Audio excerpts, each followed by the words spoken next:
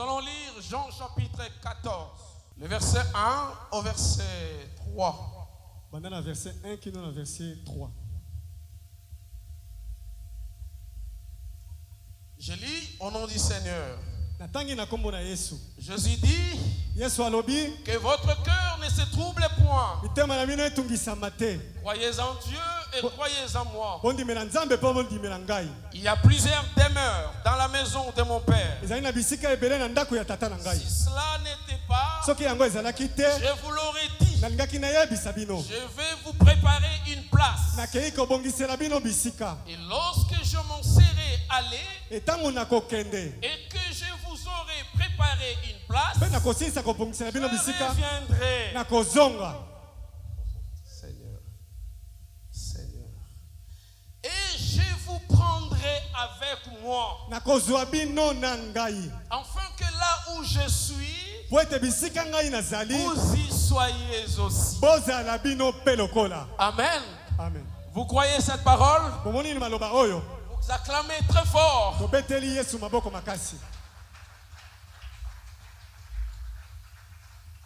Merci. Quand je lis ces paroles, vous acclamez par la grâce du Seigneur. Je plairai. Je me dis, Seigneur, moi j'aime ce que tu avais dit ici. Il a commencé par dire que votre cœur ne se trouble point. Oh Seigneur, si c'était une promesse que tu nous faisais,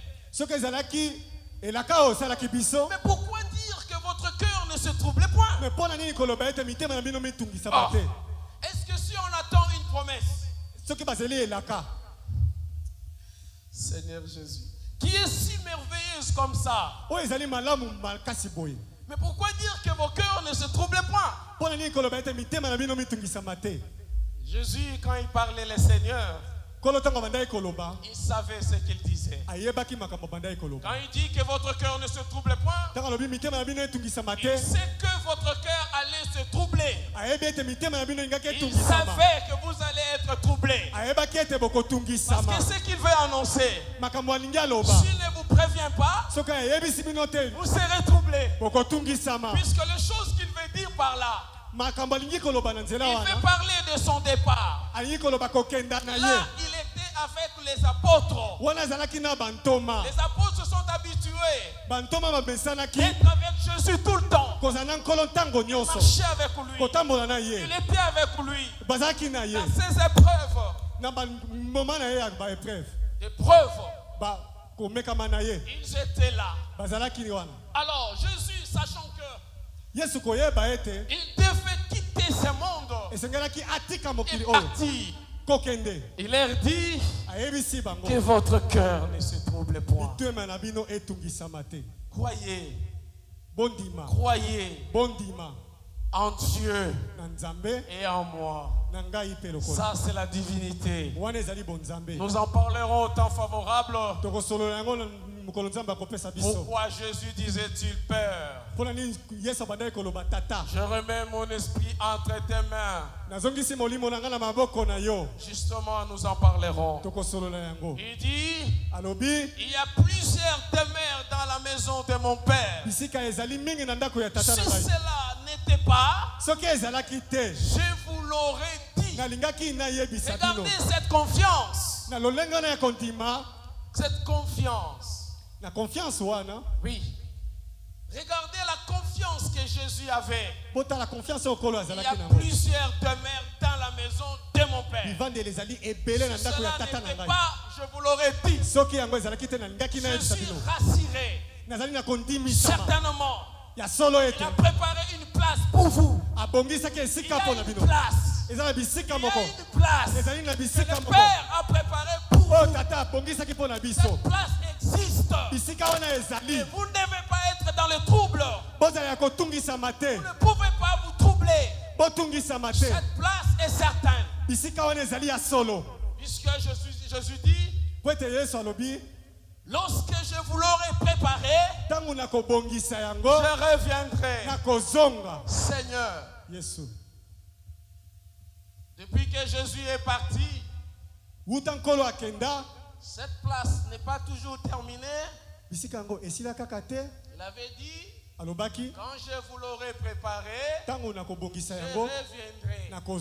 C'est-à-dire, il a préparé, c'est terminé, je reviens vous prendre pour vous amener.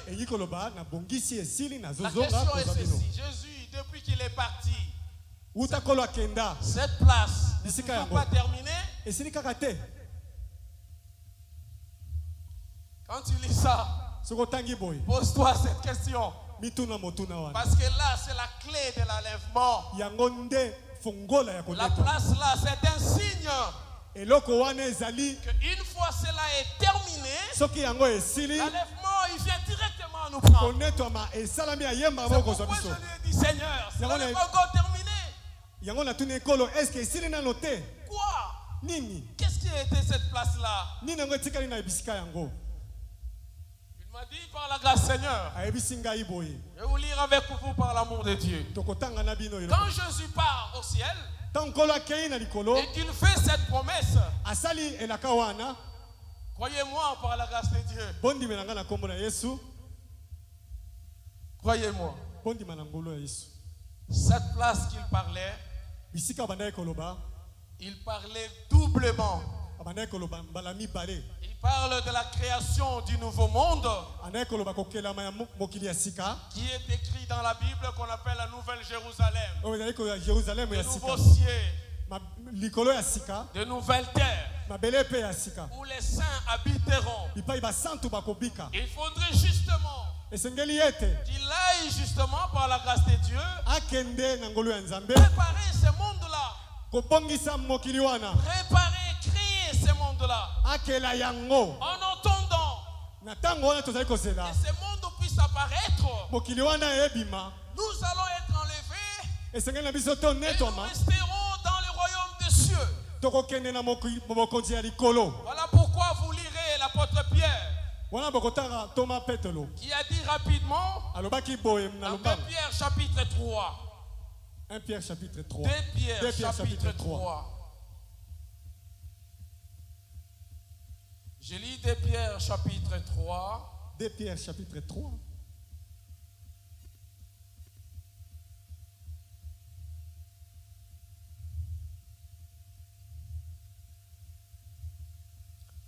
Voilà. Je vais lire en commençant à partir du verset. Je vais couper un peu ça, bien aimé. Je lis le verset 9. Le Seigneur ne tardait pas l'accomplissement de la promesse, comme quelques-uns le croient. Mais il use de patience envers vous, ne voulant qu'aucun périsse, mais voulant que vous arriviez à la repentance. Le jour du Seigneur vient comme un voleur. En ce jour, les cieux passeront à fracas. Les éléments embrasés se dissoudront. La terre avec les éléments qu'elle renferme sera consumée. Puisque tout cela envoie des dissolutions, combien votre conduite et votre piété doivent être saints. Attendez et hâtez l'avènement du Seigneur Dieu, jour à cause duquel les cieux enflammés se dissoudront et les éléments embrasés s'effondront. Mais nous entendons, selon sa promesse, de nouveaux cieux et de nouvelles terres où la justice habitera. Apôtre Paul dit, Pierre dit ceci: la promesse qu'il nous a faite, nous attendons de nouveaux cieux et de nouvelles terres. Or, pour que le nouveau monde puisse apparaître, il faut que ce monde puisse se dissoudre et disparaître. C'est cela ce que la parole dit. Quand Christ disait cela, les apôtres savaient. Il les a fait la promesse, la nouvelle Jérusalem, le paradis, de nouveaux cieux et de nouvelles terres. Je vous l'ai dit en vérité, au moment où nous disons cette place a été déjà terminée. Vous croyez? La place que Jésus était allé préparer est déjà terminée. Oh là, lisons ça, Apocalypse 21. Rapidement. Je vais lire rapidement Apocalypse 21. Apocalypse 21. Puis je vis, verset 1. On descend. Verset 1. Puis je vis un nouveau ciel et une nouvelle terre. Le premier ciel et la première terre avaient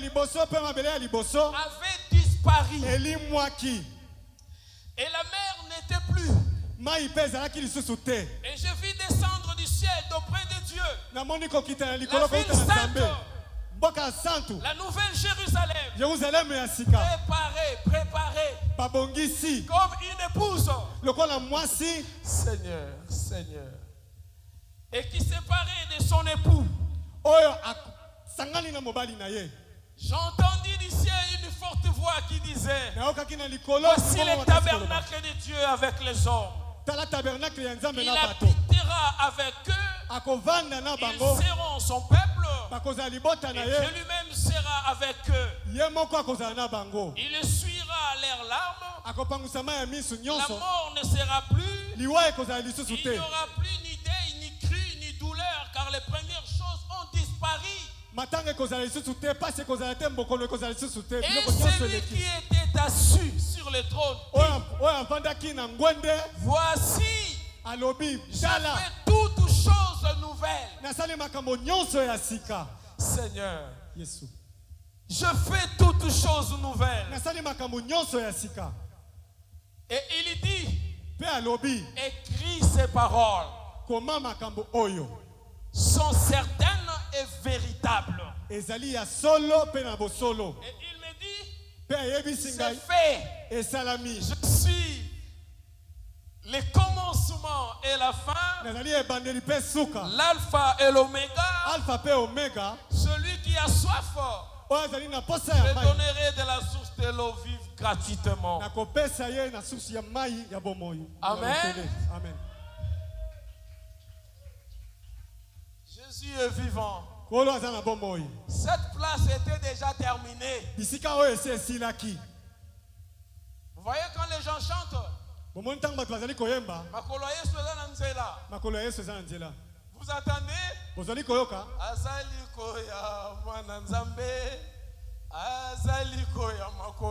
Donc ils savaient comme si ils avaient déjà la révélation que cette place était déjà terminée. Ce que nous attendons, c'est dans laps de temps, dans peu de temps, dans quelques heures, le Seigneur va apparaître dans les airs pour que la prophétie de Jean 14 soit accomplie. Sache-le bien, mes frères. Il avait dit avant son retour, le péché cessera accru. Vous ne voyez pas? Depuis le temps où on a annoncé Jésus vient bientôt, sachez-le bien que la place était déjà terminée. Préparez-vous. Toi qui voulais pécher, cesse ces bêtises, je vous en prie. Je vous en prie. Puisque la foi des saints sont fondées à l'enlèvement. Celui qui croit à l'enlèvement a accepté sa propre disparition. Vous croyez ça? Si tu crois en Jésus, tu acceptes de disparaître. Mais oui. Tu acceptes de quitter ce monde un jour. De disparaître. Je vous l'ai dit si Jésus avait dit, votre cœur ne se trouble point, parce qu'il savait la disparition fait mal. Oui. Si quelqu'un tu aimais beaucoup, on te dit qu'il est mort dans un crash. Vous savez, lorsqu'on vous dit ça, c'est ça le message que tu as entendu. Tu es frappé de ça. Ça touche les cœurs. On commence à pleurer.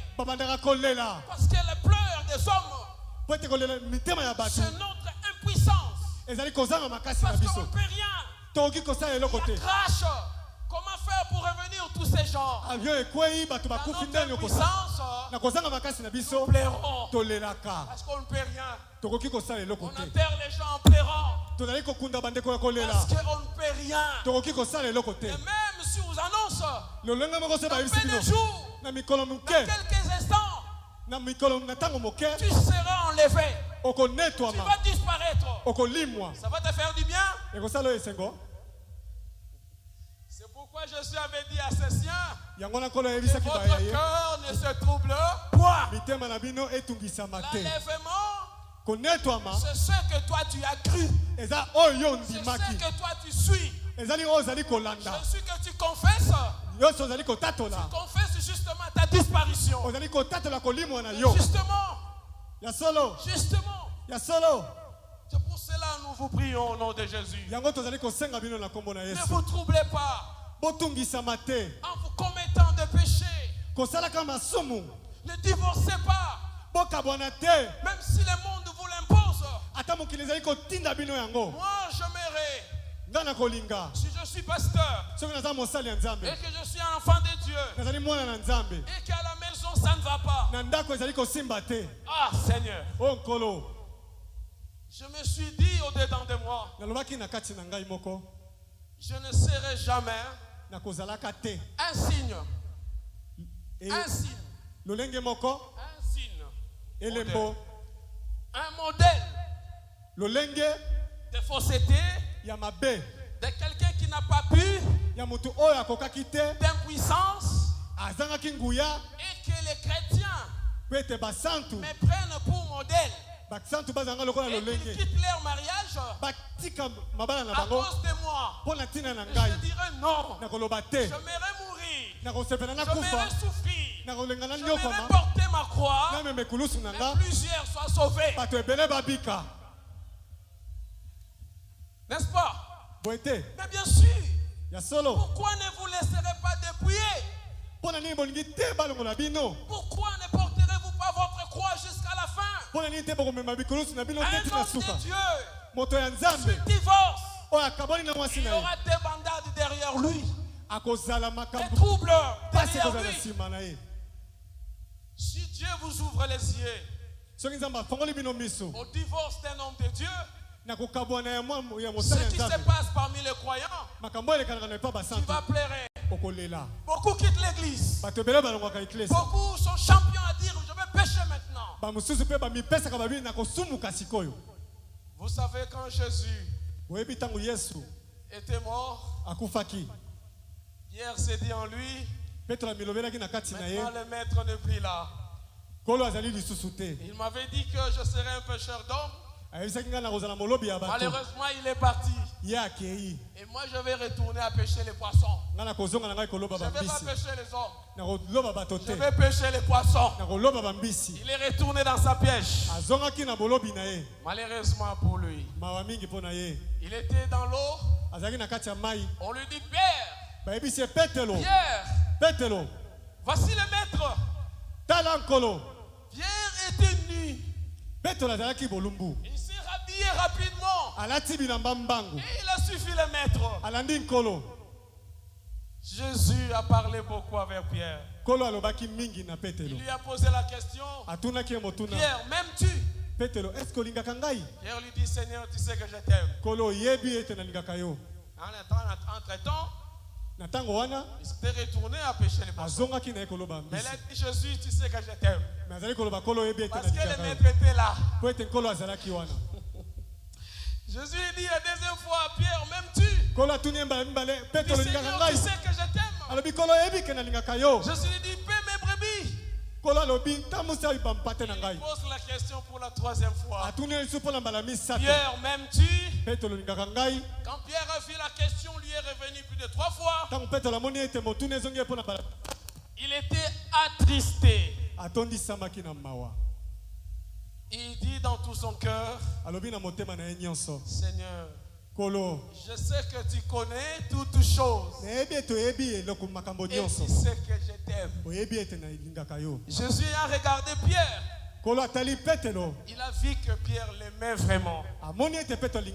Parce que je vais vous dire que Pierre aimait vraiment Jésus. Et Jésus lui a dit, de quelle mort que Pierre doit accepter pour la gloire de Jésus. Vous voyez ça? Si quelqu'un aime Jésus, justement, il faut l'aimer jusqu'à la mort. Mais oui, tu as aimé ta femme dans la volonté de Dieu, alors tu vas aimer Jésus jusqu'à la mort. Même si ça ne va pas, protège les saints. Protège les enfants de Dieu. Ne sois pas un modèle de fausseté. Ne sois pas un modèle qui va dévoyer, perdre beaucoup des enfants de Dieu. Porte ta croix. Quand Pierre a entendu cela, il avait compris sa charge. Sa charge.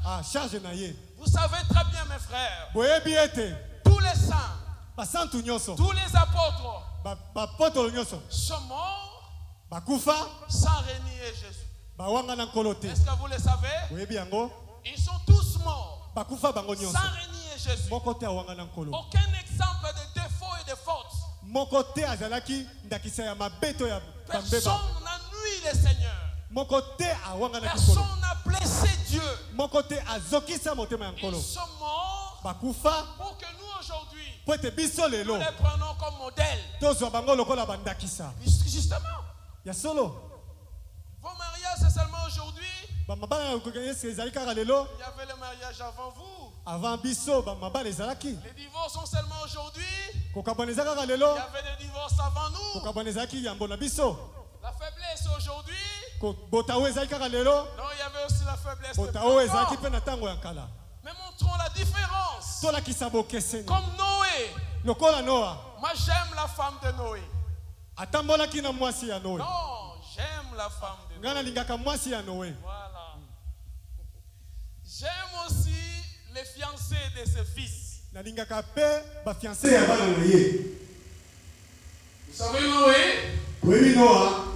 Sa femme est restée fidèle à Noé. Pendant tout ce temps que les gens se moquaient de Noé, les gens se moquaient de l'arche. Mais sa femme croyait à son mari. C'est pas possible. Elle croyait à son mari. Elle croyait que ce que Dieu lui avait dit était vrai. Elle continuait à aimer son mari et à l'aider à construire l'arche. Tu veux être la femme de Noé, femme de l'homme de Dieu. Sois la femme de Noé. Ne sois pas la femme de Job. Ne sois pas la femme de Job.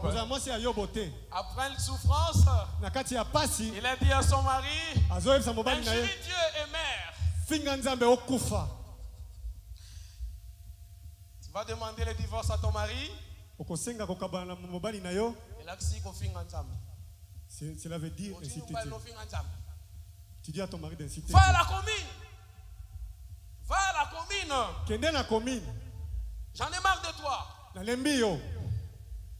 Avec ton Dieu, j'en ai marre. Amène-moi les papiers de divorce. C'est pour cela que le Seigneur a dit dans le livre de Michée, si je suis père, où est l'honneur que vous me donnez? Où est l'honneur? Vous vous trompez des uns des autres. Je serai fidèle avec toi. Jusqu'à ce que la mort nous sépare. Je t'aime, ma chérie. À la maison, je m'en fous de tout ça. Oh, c'est pas possible. C'est pas possible. Dieu a dit, pourquoi vous me trompez par vos paroles? Dites des choses, vous ne les respectez pas. Vous abusez de Dieu. On ne se moque pas de Dieu. C'est que l'homme aura semé, il est moi son erreur. Vous devez faire attention. Si vous vous présentez devant Dieu, honorez et respectez vos paroles. Pour que vous ayez la vie éternelle. Vous croyez à ça? Parce que vous avez débordé. Jusqu'à appeler vos maris des bébés. Des choux. J'ai entendu quelqu'un appeler sa femme Viris. Tu es ma Viris. Je ne sais pas. C'est ton virus de sida. Est-ce que ça dit virus et sida? Je ne sais pas. Tu es évité. Mais sa virus qui lui est entrée. Il faut bébé. Je ne sais pas s'ils le sont vraiment. Vous croyez que vos maris sont vos bébés? Si les parents ont suivi les enfants de 15 ans, ils commencent à appeler le mari le bébé. Moi je m'étonne, un bébé peut taper? Est-ce que bébé a coquille bêta? Un bébé peut taper? Est-ce que bébé a bêta? Un bébé peut te dire, sors chez moi. Est-ce que bébé a coquille bêta? Un bébé peut te dire ça. Bébé a coquille bêta? Sors chez moi.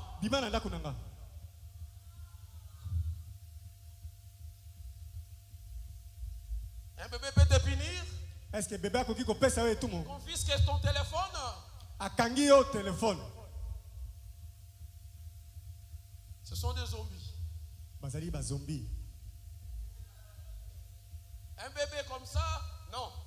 Bébé à l'olenge wana, jamais. Quand nous on lisait une revue, quand on allait kotanga mukanda moko, on lisait un bébé qu'on appelait Makudi en pipa. Tu allais kotanga bébé mo bandai ko benga Makudi en pipa. Il tué. Ya bandai ko boma. Je vous en prie. Na sengi na bino. Si vous êtes chrétien, ceux qui bozali ba Christo. Gardez les modèles chrétiens. Bokbate la lolenge ya ba Christo. Jésus a dit vos femmes, vos maris sont vos chefs. Et moi je suis le chef de ton mari. Le mari peut te dire sors. Mais le chef vient et dit reste là. Mais justement. Oui. Jésus aussi dit sors. Non. Jésus lui dit reste là. Ne sors pas. Je vis dans mon chemin. Cela ne t'arrivera pas. Je vis de mari mourir. Des femmes mourir. Des hommes de Dieu mourir. À cause des divorces. Que cela ne soit pas ton cas. Si tu pleures à la maison, dis-toi, c'est ma croix. Fiancé, porte ta croix. Jésus avait dit, des deux hommes qui seront dans un même lit, l'une sera prise et l'autre laissée. Des deux personnes qui seront dans un même lit, l'une sera prise et l'autre laissée. Les deux personnes qui seront dans un champ, l'une sera prise et l'autre laissée. Les deux femmes qui moudront dans une mêle, l'une sera prise et l'autre laissée. Les apôtres demandaient à Jésus, où sera ce Seigneur? Parce qu'il a parlé de la disparition des gens. Quand il a dit des hommes seront dans un même lit, l'un sera pris et l'autre laissé. Là, il parle des mariages. Dans les mariages, tous les deux, vous ne serez pas tous les deux enlevés. Celui qui craint Dieu, c'est celui-là qui sera enlevé. Le mariage ne vous donnera pas le paradis. Jamais. Je suis été clair dans ce discours. Dans le mariage, vous devez craindre Dieu. Si tu ne le crains pas, et que ton mari craint Dieu, le mari sera enlevé, et toi tu vas rester.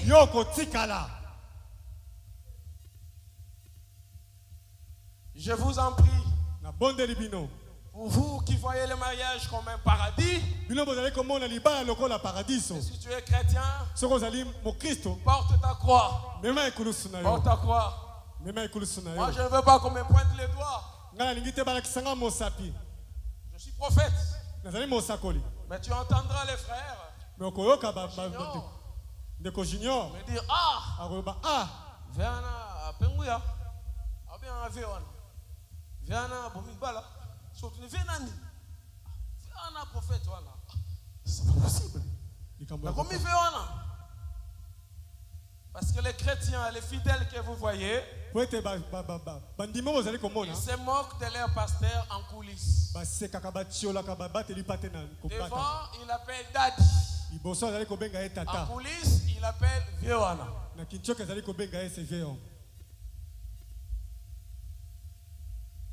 Ne soyez pas hypocrites.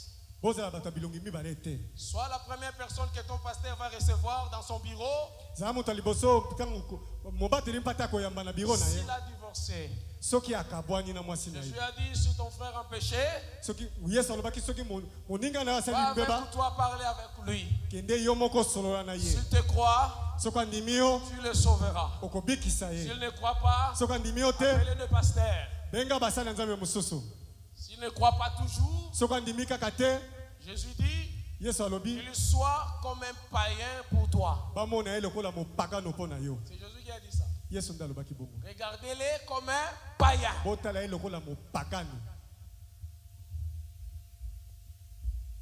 Pourquoi Jésus a dit ça? Un enfant de Dieu écoute. Un enfant de Dieu écoute. Il écoute la voix des brebis. Ton Dieu t'a laissé responsable d'eux. Il faut écouter leur voix. Qu'ils ne soient pas dispersés. Jésus a dit que des hommes qui seront dans un champ, l'un sera pris et l'autre laissé. Jésus a dit même au milieu du travail, ton patron, s'il craint Dieu, même au milieu du travail, et que l'enlèvement sonne, il sera enlevé. Même dans l'avion, l'apôtre pose à Jésus la question, mais où sera Seigneur? Tous ces gens iront où?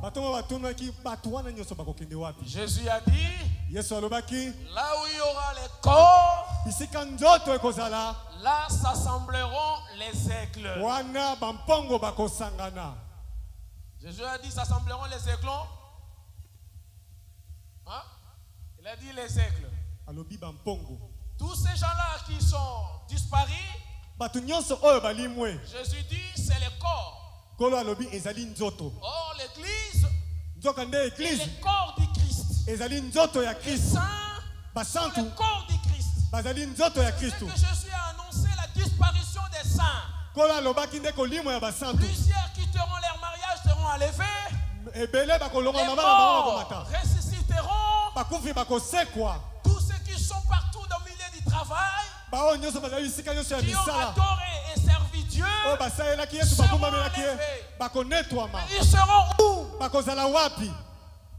N'est-ce pas? Voilà là où ils seront.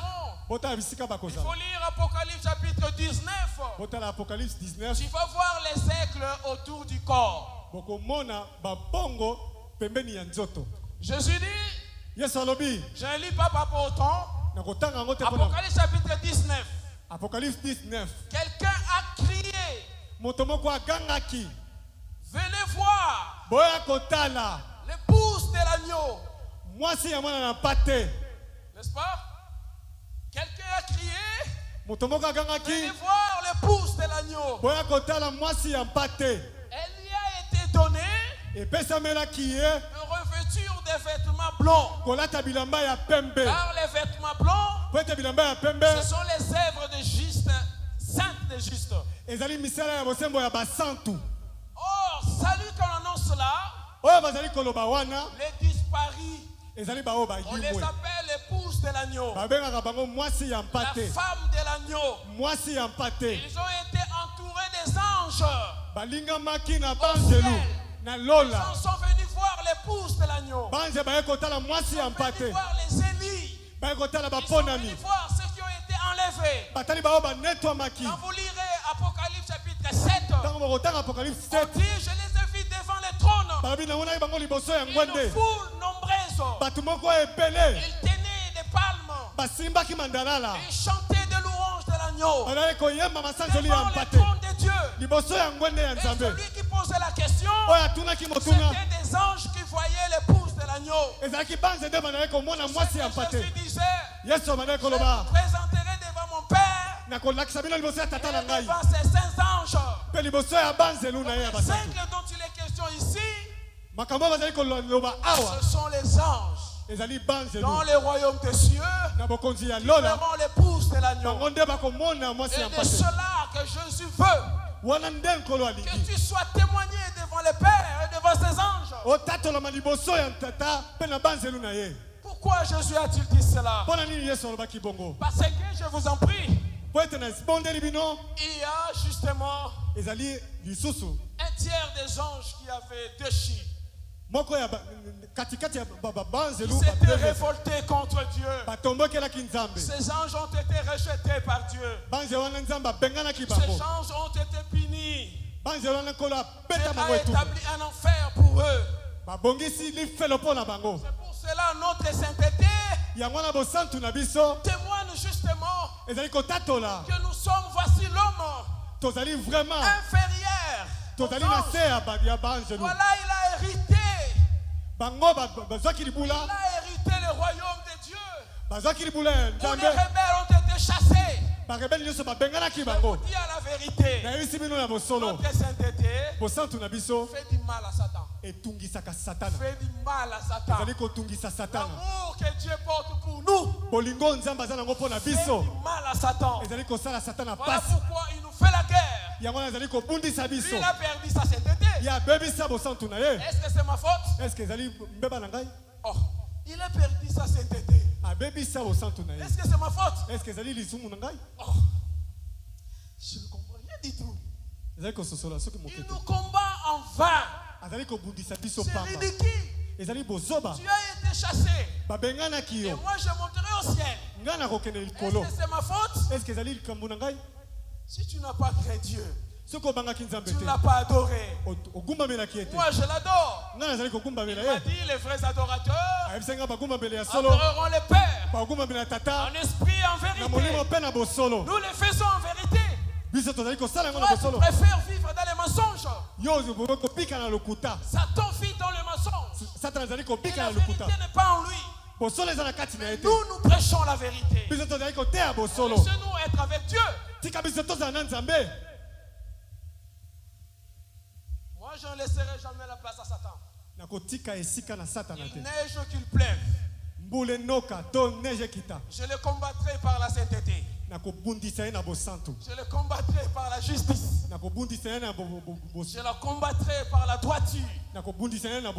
Et je confesserai le royaume et la divinité de Jésus. Et son retour.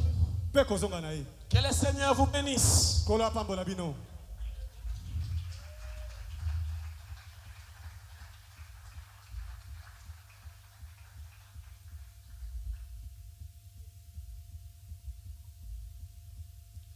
Est-ce que tout ce que j'ai dit ici c'est la vérité?